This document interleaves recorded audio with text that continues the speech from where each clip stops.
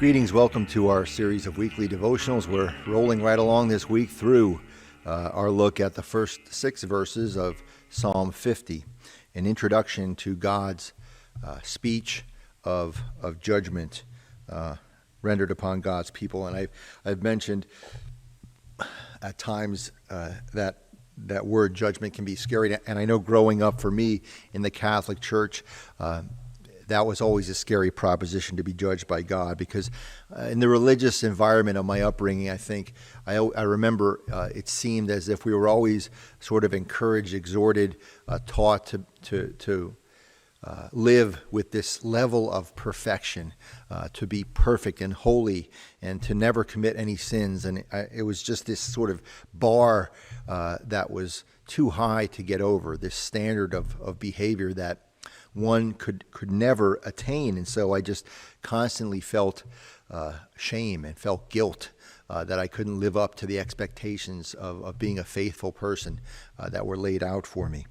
And I remember several years ago, one of the members of our congregation here at Forks United Church of Christ shared similar thoughts with me. He too had grown up Catholic, and I preached a sermon, and he came up and we had a conversation about my sermon. And I don't remember exactly what the sermon was about, but the gist of it was that we're simply called upon to not be perfect, but just to try our best. And that if we tried our best, that God was okay with that God knew we would fail and make mistakes. And I remember this particular individual from our congregation said to me, do you really think that's true, that we're just called upon to try our best?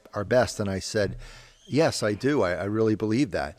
And he said that it made him feel so good. It was like a burden lifted from him, that he was really comforted by that notion.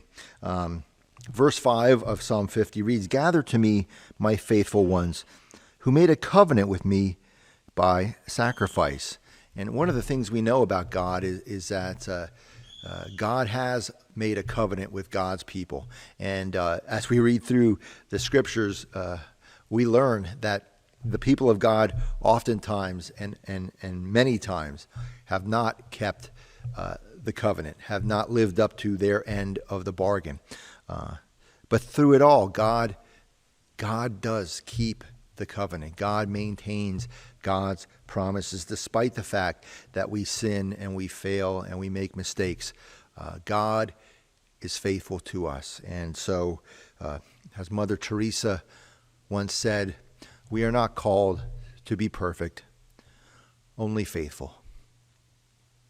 Amen.